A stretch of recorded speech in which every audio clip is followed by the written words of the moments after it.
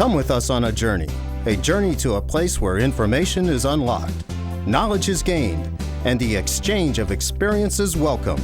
This is the Knowledge Exchange, presented by Lakeland Community College. Thank you so much. Thank you so much for all of you for coming, and thanks to Lisette for inviting me. I'm happy to have the opportunity to talk again about one of my favorite topics, which is the relationship between text and textile, especially in the Maya context.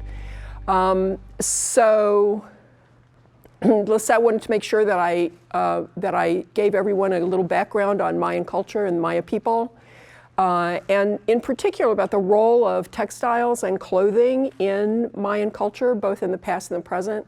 Then I want to say why it is that we can talk about text and textile together in the same kind of analysis. I'm going to give you some examples of poetic language in Mayan culture and then show you how to apply those principles to looking at Mayan texts.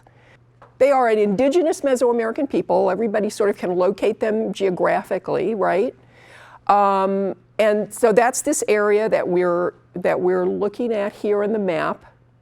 The Yucatan Peninsula, all of Guatemala, Belize, parts of Salvador and Honduras, and the southeastern part of Mexico. They are a linguistically diverse, but a linguistically identifiable group. There is a Mayan language family. It was already distinct over 4,000 years ago in northwestern Guatemala. They cultivated corn. There were probably 20 million or more of them at the time of European contact. And their history is divided into parts that relate to the classic period. So this pre-classic period, and the reason I want to just mention something about this is so that you have some sense of the timeline, which is on your handout.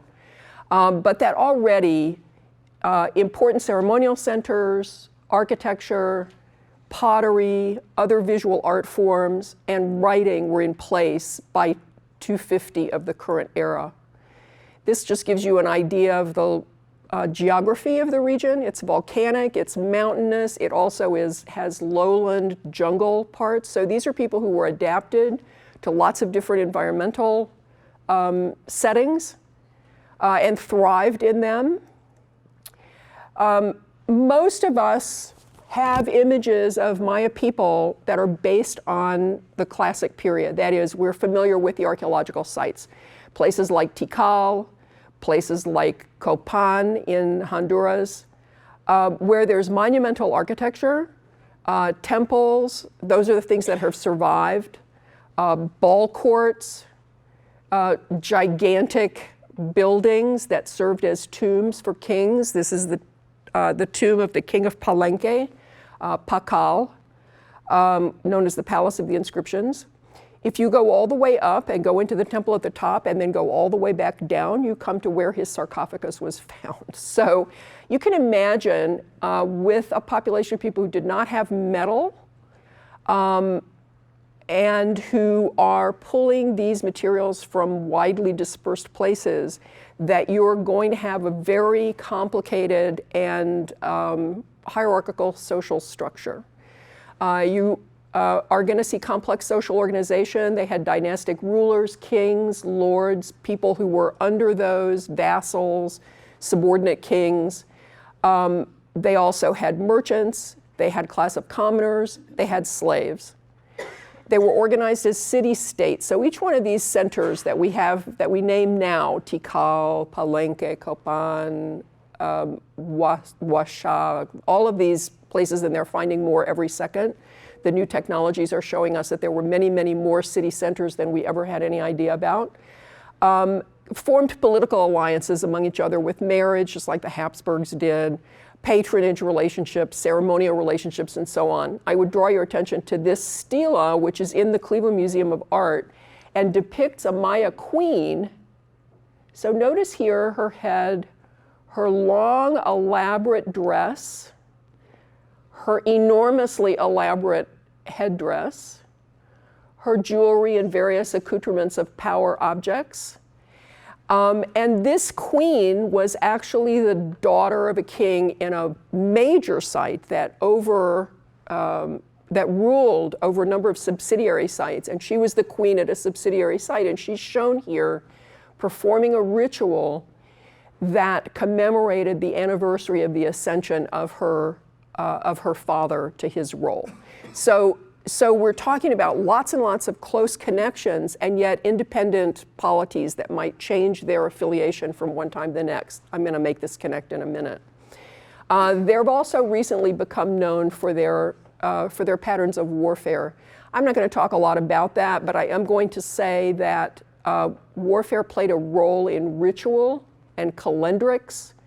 And if you've heard about the part where they were bloodthirsty maniacs killing their captives and all that kind of stuff, tiny part of what you need to know about Mayan culture.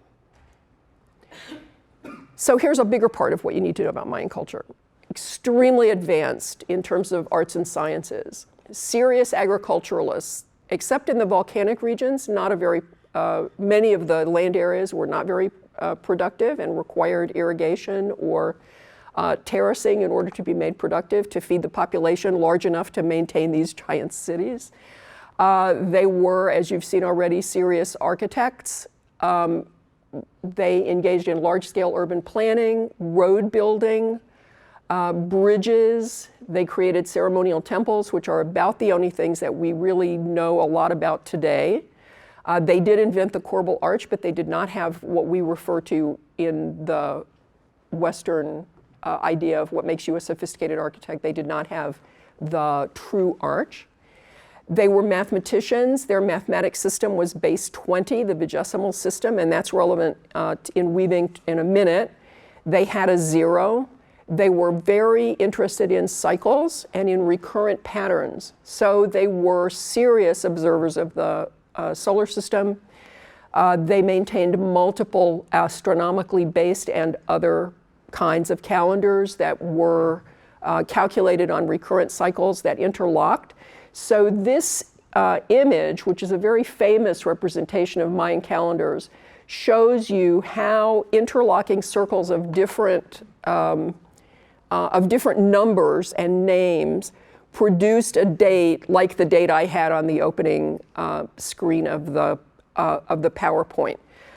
So calculating back thousands of years, a complete date. Now, a lot of people, I'm just going to make a little sideline here about this. A lot of people have misconceptions about Mayan calendars, or what the Mayan calendar.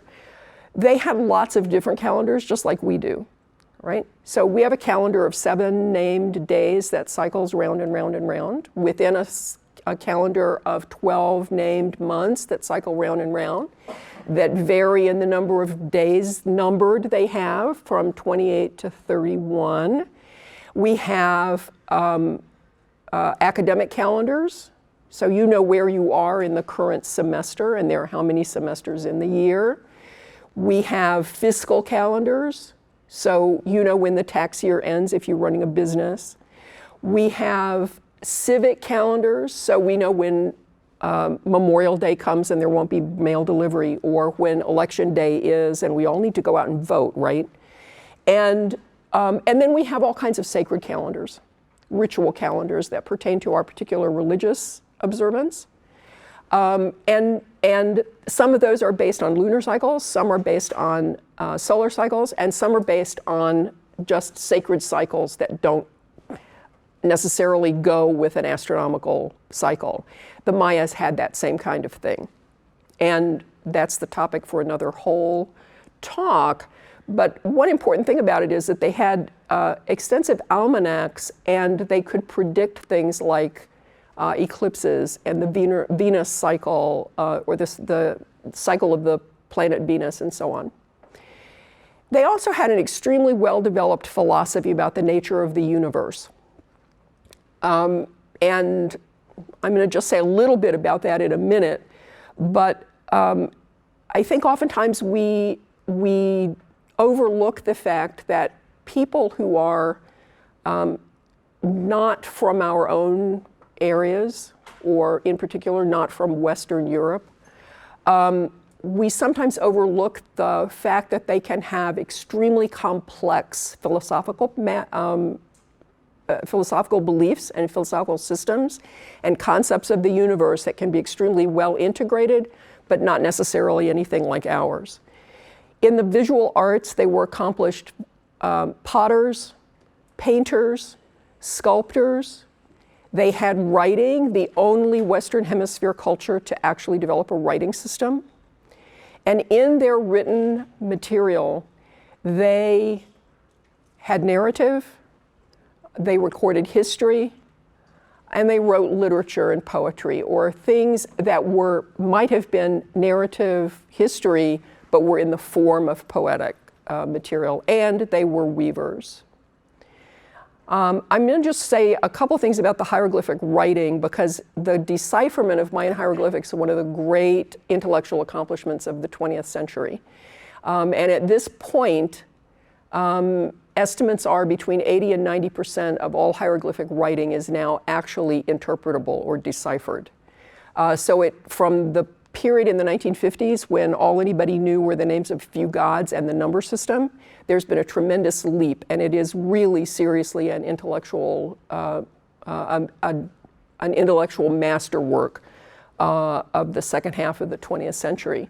The top image is part of a wall painting from a pre-classic site. Okay, so just about 200 of the Common Era. And it shows that at that point, the cosmological system was already in place. And if you look here at these little, they're sort of like labels of the individuals depicted. Does everybody see where I'm pointing to? These little vertical signs, those are writing. So it was already in place at that point, and they were already using it integrated with other visual material. They wrote on stone. This is a portrait of a king at the site of Copan, and all along the side and all around the back is a text that explains what a great guy this was. This is a small jade plaque that someone would have worn by passing some kind of leather or other string through this hole, probably with a whole bunch of others, and would have worn it as a personal ornament, and it has a whole text on it. And then this is one of their books, and I actually brought a facsimile of one of the 4 remaining Mayan books, just so you could get a sense of how an object like this, here, if you hold this end, I'll stretch it out. So they were accordion fold on handmade paper, gessoed, and then painted, and double-sided. 4, or at least 4 partial such books remain of what must have been thousands of such books that were burnt and destroyed by the environment and lost over time since the time of European contact. And the thing that is perhaps most interesting from the point of view of what we're going to talk about later is the way in which each page integrates both writing and visual elements, right? So you guys probably can't see it as well, but if you just look at this example page, this is all writing. All these bars and dots are numbers. This is an almanac page, so it tells you what day something is going to happen and how many days later something else is going to happen. And then interspersed here are images of ceremonies, gods, activities like planting, and so on. So they had a well-developed, not just a well-developed writing system, but a well-developed bookmaking system. These are 2 other examples of written material carved in stone.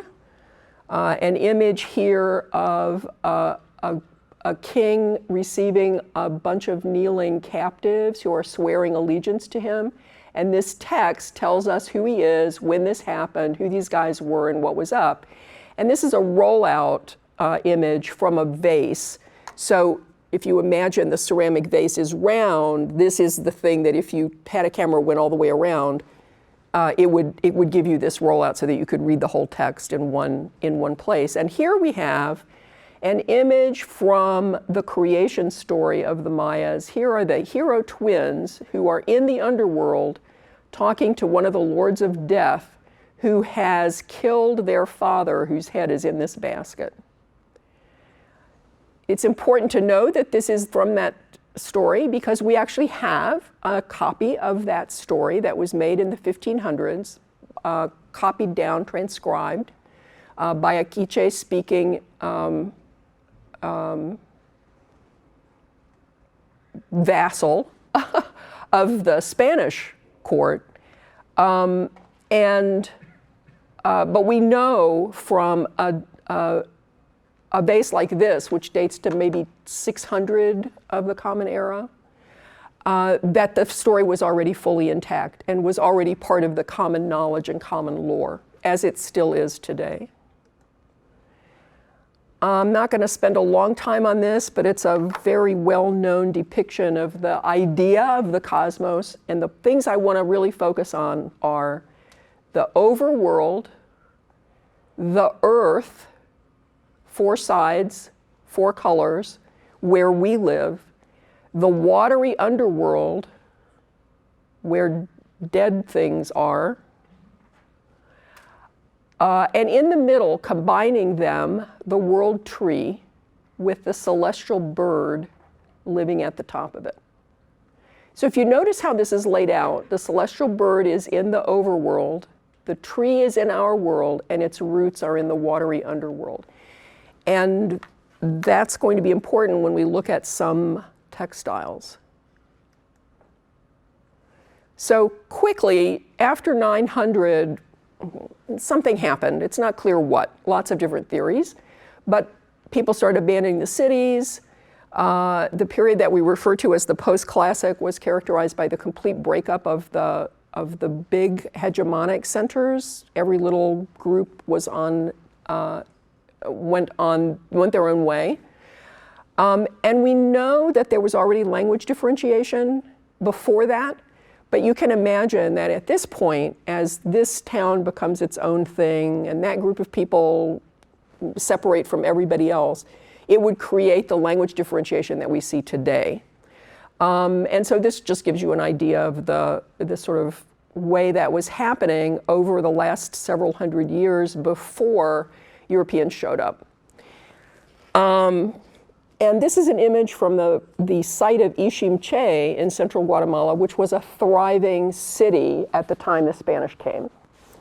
And this is one of its central ceremonial parts. It was a Cachiquel kingdom, Cachiquel being one of the Mayan languages that has among the largest number of speakers still today. And Pedro de Alvarado, one of the cruelest and most inhumane of Hernan Cortez's captains, swept through Chiapas in Mexico and into Guatemala, where he captured this kingdom. And I'm going to just take a minute because we're right here in October, the day after the civil calendar observance of what is called Columbus Day and celebrates the discovery of the New World, to just ask you to think about that conquest from the point of view of the people who were conquered.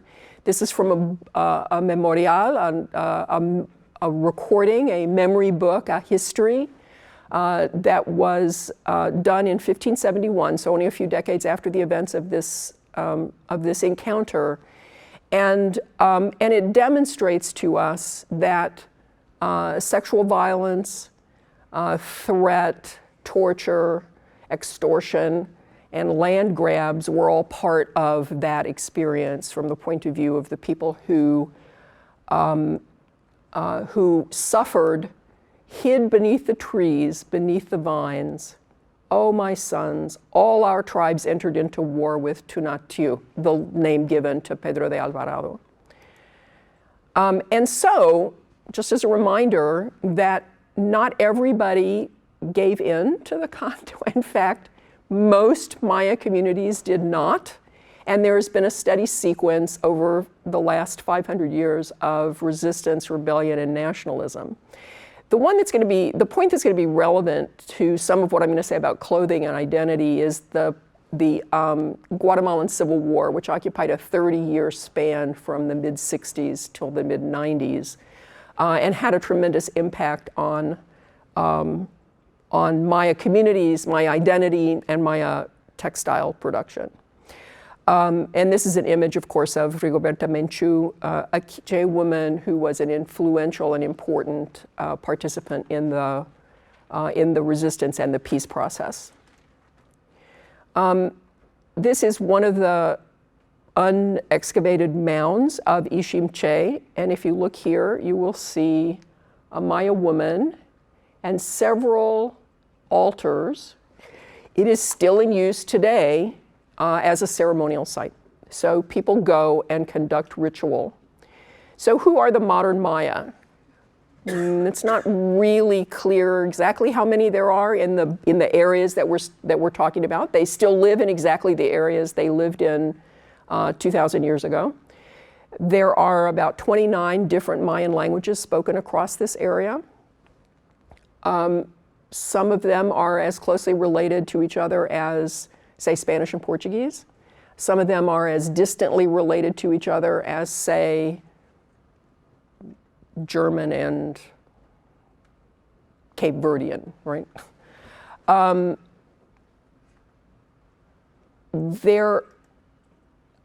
And I'm just now going to show you a series of images to give you some sense of the kinds of activities that modern Maya people are engaged in, and I want you to particularly pay attention to the clothing they're wearing. So you have a coffee agriculturalist, a market seller, a textile seller, a tortilla vendor, some painters. These three women are part of a painting co-op. These are their paintings in the back. Musicians, a radio broadcasting group, some college students, some organizers and members of a social welfare organization, a sociolinguist, and some young men in training to be teachers. Every time I talk about the Mayas, I remember when one of my colleagues in Guatemala, who knew that I often give talks, or in the past often gave talks, said, just be sure you tell them we're not dead yet. So I always include the information that they're not dead yet. And these are some young colleagues of mine who were conducting a New Year's ceremony that I was privileged to attend. Quickly, what are the kinds of things that Maya people value? They value a sense of responsibility, respect. Somebody has a device. They're hard workers and they value work. When the gods created humans, they created them to do three things: stand upright and walk around so they could go from ceremonial site to ceremonial site, work, and speak. So those are three critical values from the origins of Mayan culture. And they go together with the idea of reciprocity and gratitude, a strong sense of connection to nature, an appreciation of beauty, and a sense of the centrality of dialogue. So things are worked out by consensus. The nature of conversation is always involving lots and lots of comments by bystanders. And this is not unrelated to this sort of aesthetic values. You may recognize this. Complex patterns of repetition and parallelism, symbolism at various layers, which always invites the opportunity for ambiguity, right? So if you're not reading at the same layer of analysis, you might have a different interpretation of what a relationship is between two elements, right? So I might have an example of that in a minute. Again, dialogue. Everything assumes that there's going to be a dialogic relationship between the viewer or the user or the maker or the people who are in the neighborhood. And a good sense of humor and wordplay. Traditional occupations, the usual things in this kind of society, right? You've got to have people who make things, you've got to have people who trade things, you've got to have people who can heal, help birth babies, catch fish if you're by the lake, bring firewood, carry things from place to place, make food, and so on. Anybody ever been to Guatemala or Chiapas? So some of this will be familiar to you, right? I want to say that ritual practice continues to play an important role in Mayan culture. This is Doña Delfina Solloy, who is a spiritual guide or a ritual practitioner. She's conducting a ceremony for a group of people, and you'll notice that her posture is very similar to the posture of this Maya queen from back in the 600s, performing also a ceremonial ritual. So why do we say that textiles are the Mayan cultural library? Well, they had libraries, right? But only a handful of their books survived. And because of forced Christianization, massive loss of life as a result of disease and warfare and enslavement, and because of this, the systematic removal of the highest echelons of society, so scribes, priests, nobles, during the period of the early period of European contact, it means that the writing system became opaque and unused. The tradition of bookmaking was replaced by European books in a different structure, different language, different kinds of content. And it means that all of these records of the narratives of creation, the folk tales, the histories of individual towns, the biographies of individual people, the cosmological understanding, the mathematics and so on were also lost, except for where they were maintained by weavers and spiritual guides. There continued to be people who maintained the calendar in secret generally, but weavers were among the people who retained the knowledge of symbols and who retained this craft and art form from centuries before. Weaving is extremely old. If you look at the posture of the weaver depicted in this little ceramic piece, and compare it to the posture of weavers in the various images that you'll see here, you'll see they're still using the backstrap loom. That is, and there's one in the exhibit in the library, that is a loom that exists only when you tie one end of it to a vertical pole, a house pole, a house beam, a tree, and the other end of it to a weaver's body. Do you see how this is depicted here? This is the loom. It's tied here. It goes around her back.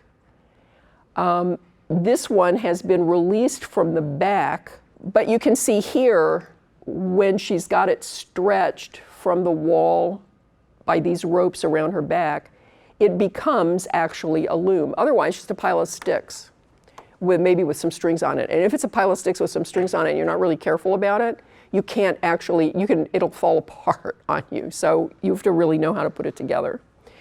It's important to know that Maya weavers consider the loom to have a certain vitality, to be living in a certain sense, and to be in dialogue with the weaver as she weaves. The terms of the loom, its feet, its lungs, its heart, are terms of human anatomy. And this goes back as well. This part is called the warp, connects the weaver to the far end. And then the crossing lines of thread are going to be the weft. And you can see here that what happens is you start weaving at one end and then you turn the loom around and start weaving from the other end. So you always come to a section of the weaving that was done first, but it's at the end. And this notion of cyclicity and of my end is my beginning and of things just go round and round in constant cycles is a very important part of Mayan weaving and weaving tradition. This gives you 3 different stages of the weaving process, and you can see this posture. And you can see how the little designs, so if we take a piece like this, each one of these little designs has been put into the weft with threads that, see, they don't go all the way across. They're just inserted as she is inserting the white threads up here. That's going to turn out to be a bird at some point.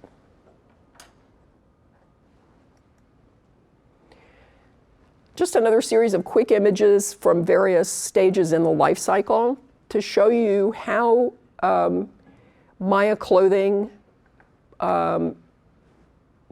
both changes by life cycle and by region.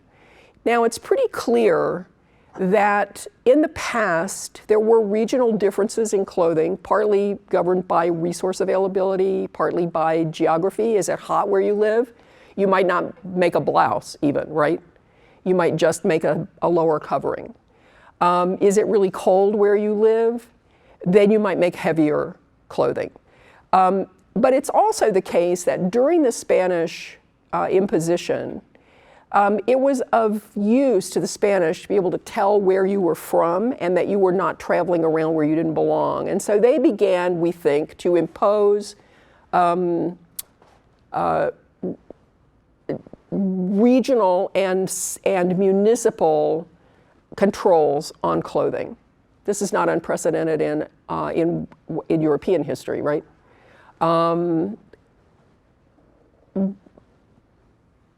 But whatever the various causes of it were, one of the distinctive things about Mayan communities through most of the 20th century, the 19th and 20th century, is that you could look at a person, and if you knew the rules and the regions, you could tell where someone was from by what they were wearing. And people didn't wear clothes from other towns. And there became a development of great diversity from one community to the next.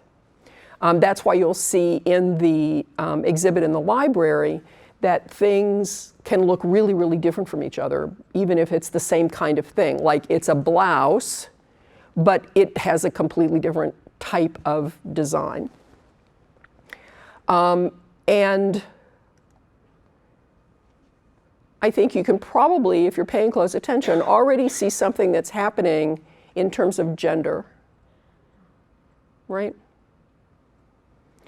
Where women tend to maintain traditional clothing.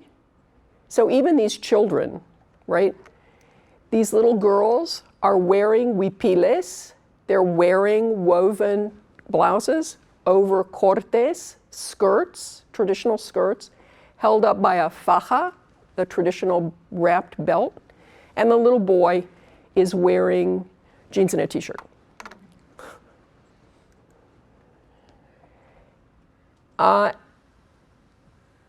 As people grow into adolescence, their clothes tend to become more complex. Girls traditionally all learned to weave and made their own clothes. And so you can see here people that are from 2 different areas, right? They share something, however, in terms of design, right? There are these big circular things. We have 2 huipiles in the audience that also have that big circular design. And that is related to that cosmovision, that cosmogram I gave you, right? When I stand here wearing this huipil, which if you imagine it laid out flat, right? It forms a 4-sided figure. the four-sided earth. I, in it, am the world tree. My head is in the overworld. My feet are connected to the underworld, and I'm holding the world on my shoulders.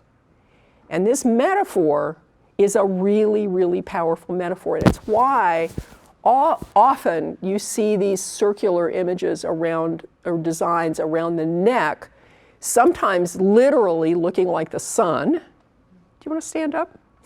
Yeah. Here's a good example.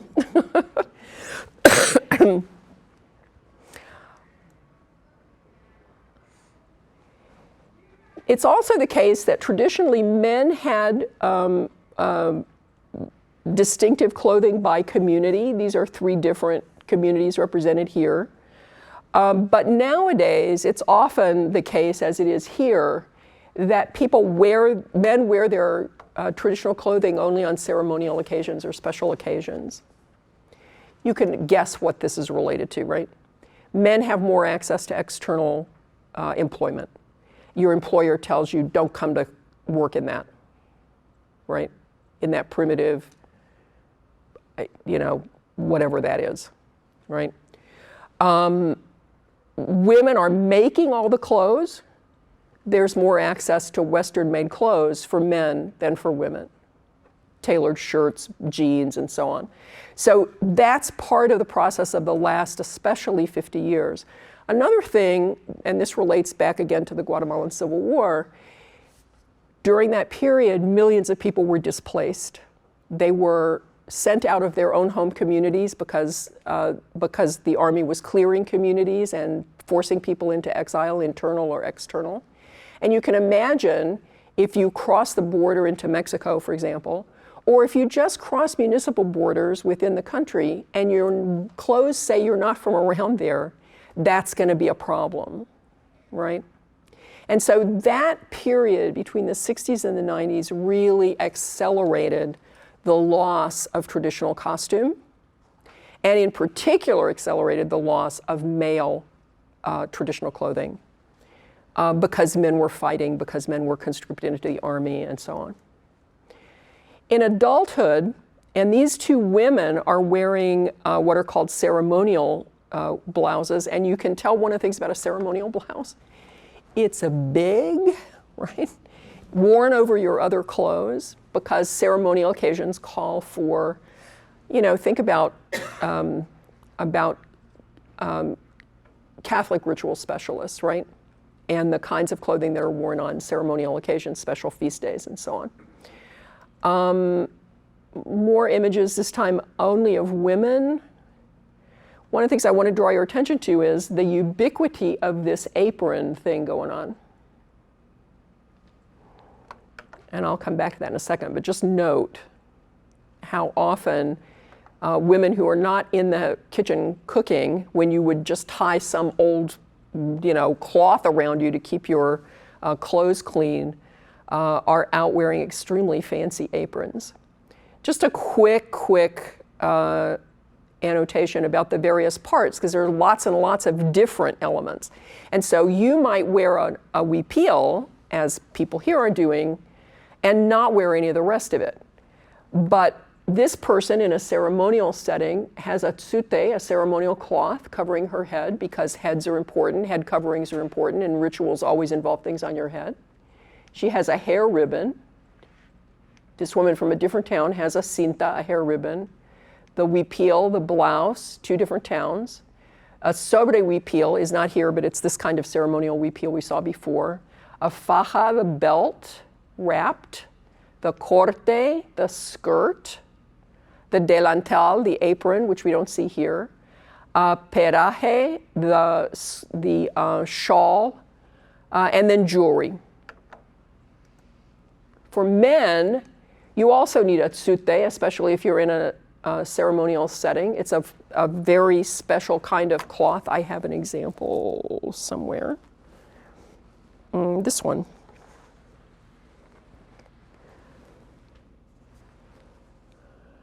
So in this town, the man tsute, this is about 100 years old, so it's and it hasn't recently been washed, so it's kind of, it might strike you as kind of dingy.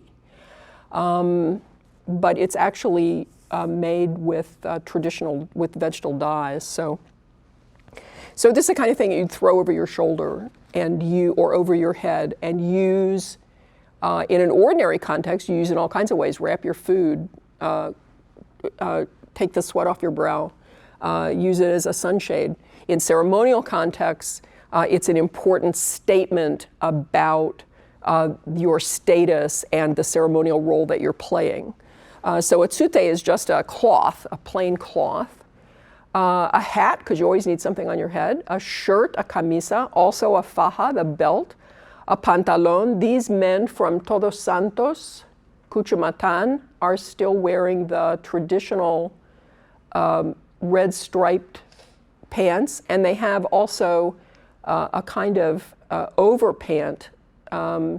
This guy has a kind of overpant too. It's not very clear here, but some towns still had those, and in some cases they were actually derived from Spanish bullfighter costumes, right? They're sort of partial leg coverings. A capichai, a special kind of heavy wool jacket in cold country. A mashtate, which is this loincloth apron here. A morral, a bag, and huaraches.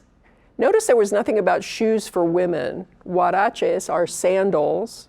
Men usually have something on their feet. Women, even today, still often do not. This notion of the headdress is amusing to me, and I think are really important. These are some old examples in ceramics and painting of the importance of elaborate hair paraphernalia. And you'll see several hair ribbons in the library exhibit that will shock you by their length and complexity. They cannot be worn, the librarians can attest, right? They cannot be worn unless you have really, really long, thick hair, which everybody did and mostly does. Here are some hair ribbons. Depending on where you put your tassel ends, it might, in your community, convey information about whether you're married or unmarried. It might convey status information. This is a very interesting one because this one is specifically tied to the creation story where the first woman, the first goddess, Ixchel, who was a creator, a weaver, and wore a headdress of snakes in her hair. The cinta from the town that commemorates this is an extremely elaborate one, as you can see here, piled up with long, long tassels and ribbons that are intended to remind us of those snakes. So again, textiles and articles of clothing are constant reinforcement of the narratives of Mayan creation.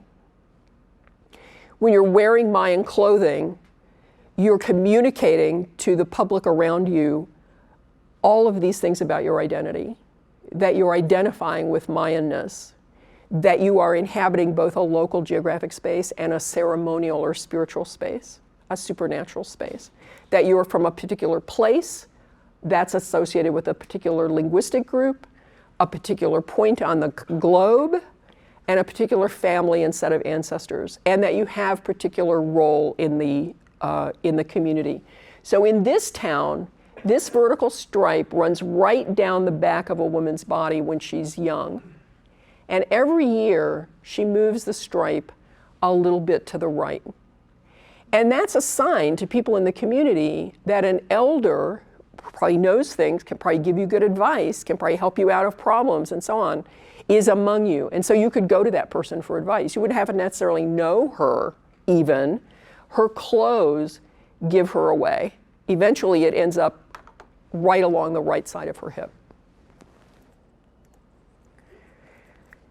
This is a wonderful image from about 1973 of a very conservative community in which the men wore a kind of wrapped woolen checked garment over a pair of homespun and decorated undergarment.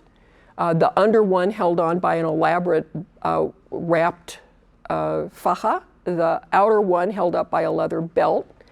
The women all in their traditional clothing, But this young man was at this time a linguistics student in a project that I was working in. And what he's doing is over his t-shirt, his Western shirt, he's wearing a traditional shirt from his town. You see these embroidered cuffs. The men embroidered their own cuffs, together with a pair of boots and blue jeans. This is the period at which we already begin to see that shift away from traditional clothing among men especially. This is from 2 years ago, last year. This is a man who is head of a linguistics research and teaching organization, and he's wearing a jacket made in a Western pattern, that is, it has a zipper and tailored sleeves, made from traditional and extremely well woven, I might point out, traditional cloth that would normally be a woman's skirt, but has been made into a jacket. This is a way for him to signal he's Mayan identified. He supports Mayan identity and Mayan cultural preservation. It doesn't have anything to do with the town he's from. It has to do with his identity as part of the Mayan cultural group. And this is a common kind of thing. It's also what's going on with those aprons. So one thing that happened is women brought those aprons out of the kitchen and started elaborately decorating them and wearing them on formal occasions. It's now part of formal attire. It is now part of ceremonial attire to wear those fancy aprons. And the other thing that happened, once the peace accords were signed and people could go back to wearing traditional clothing without fear of discrimination, you began to see women especially wearing mixtures of, like a huipil from one place, a hair ribbon from someplace else, a corte or skirt from another place. Never before seen, but now very commonplace. And it speaks to this issue of a pan-Mayan solidarity. It also means that you can't tell where a person's from by looking at what she's got on. Mayas in the modern world have the same kinds of concerns as the rest of us. They want to get ahead educationally. They're worried about their environment. They're worried about loss of culture. And they are increasingly engaged in community and political activism. I am going to talk about text and textile here. Weaving is one of the oldest human technologies. And I think a lot of people don't realize that in our own English and European languages, going back to the beginning of European languages, the earliest language, Indo-European, the root tex meant to weave. And it is the root of the words we have today in English: text, textile, technology, tissue, subtle. It was the thread that went under the warp, the subtela, right? Because it's so subtle, right? And many, many more. And there are common associations all around the world between textiles, weaving, and writing. In Mayan languages, it works the same way.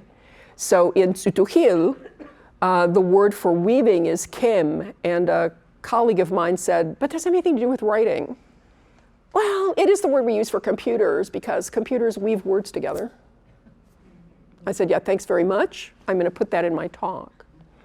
Another word in Tz'utujil that does refer to, that also refers to weaving, it means to tie things together, okay? So to pull things together, to make your weaving really fine, to work with refinement, also is how you refer to good editing of a text, or to write well. In Quiche, a different language, the word tzib refers to writing, but it's also the word for drawing, making a line. All those paintings on ceramics would be tzib, and it refers specifically to rows of figures like these. Does everybody recognize a world tree here with a bird sitting on top of it?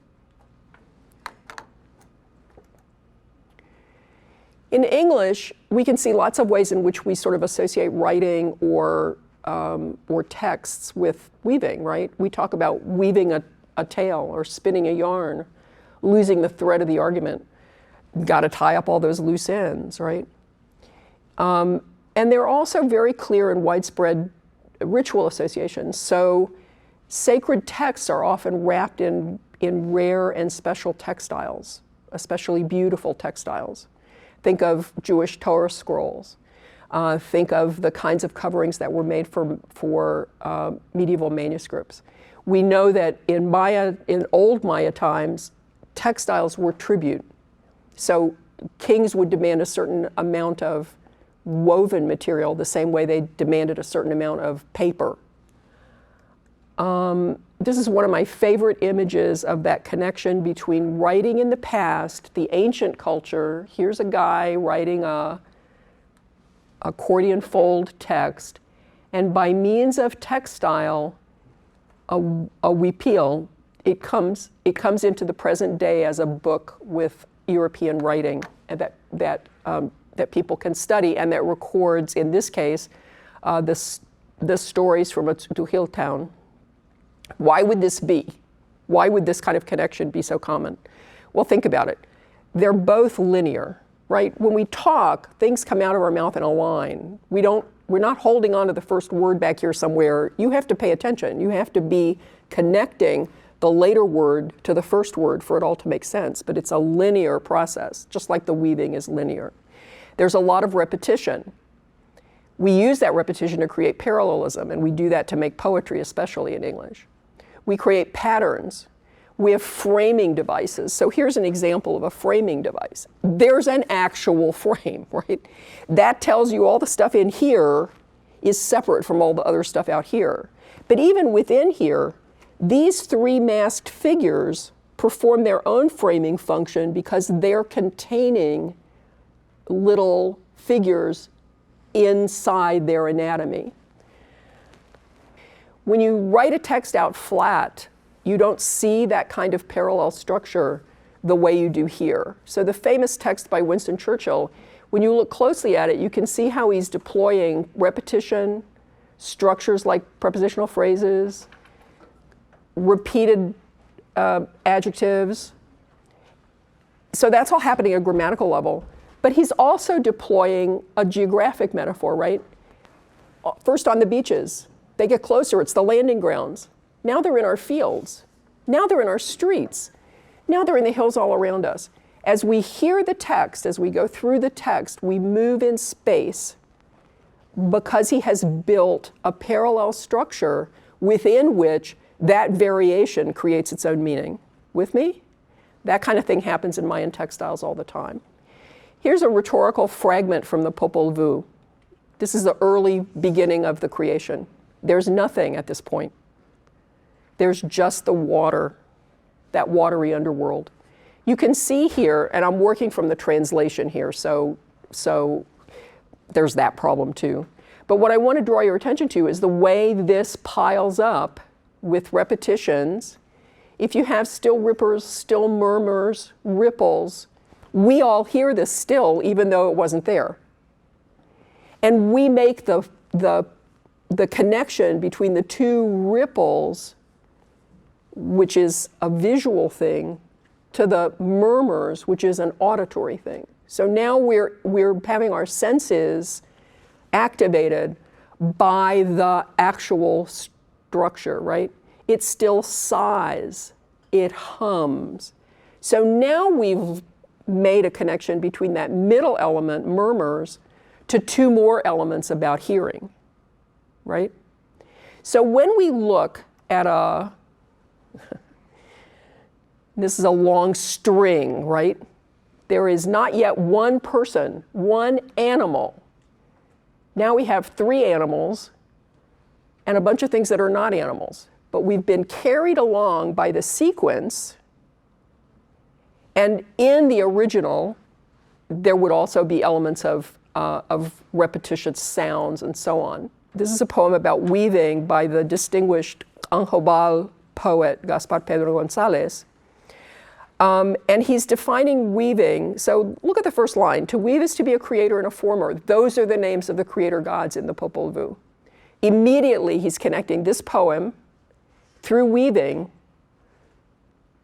to the creation story of the Mayas, to the creation of the world. Just by that choice of that couplet of creator and former. They mean sort of the same thing. They're not the same word, as you can see by looking at the original Canjobal on the left. And if you go through this paying attention, I'm just going to draw your attention to one or two little examples here in the Canjobal version. So a thing that Canjobal has that many other Mayan languages do not is a set of particles in front of nouns that classify the noun according to a set of categories. So all animals get one particle. People get particles that distinguish them by status and age. Things that are made of clay have a particle. Things that are made of corn have a particle. Vine-like plants have a particle, and so on. So if you were going to look closely and analyze this the way you would analyze a poem or analyze a text, you might start with these big figures, right? The three masked dancers. And you might say, well, that's cool, they're all the same. And they are. Except for what? Well, then we can start looking, they have different colored eyes, right? So now we might be inclined to look a little more closely at the anatomy. And what would happen is we're going to start, or at least what happens to me, is I start counting the colors and I try to see if there's a pattern here somewhere. But the thing about that is the pattern can be at several different levels, right? So sometimes you're going to see this guy matches this guy in some regard, but not others, right? It's like on the beaches, on the landing fields, on the streets, right? And sometimes you're going to notice that things are matching and following along, but it's going to be hard to keep track because there's so much going on, right? One of the great things about these textiles, and I'm going to show you the first Mayan textile that I ever bought, and these are both going into the exhibit today, so you can look at them more closely later. This is one panel from a ceremonial huipil from the town of Tecpan. And I had this hanging at the foot of my bed. Can everybody see it? And I spent a year looking at this every night before I fell asleep and every morning when I woke up, trying to see how it worked. And if you pay attention to your own eyes as you look at it now, I think you'll notice the same thing I noticed. You can see that there are lines of same image figures, right? But the colors, and there's a sequence of colors, right, with me? It's not the same sequence of colors. So then you start looking for, well, maybe every second thing is yellow. Well, or every third thing is yellow. Well, it is down here, but what's going on in here? Well, one of the great things about these, and remember, if this takes you 6 months to make, which it does, and you only have one fancy one and one daytime one, it's really handy if you don't get bored every time you look at it, right? And I actually theorize that that's part of what goes on here.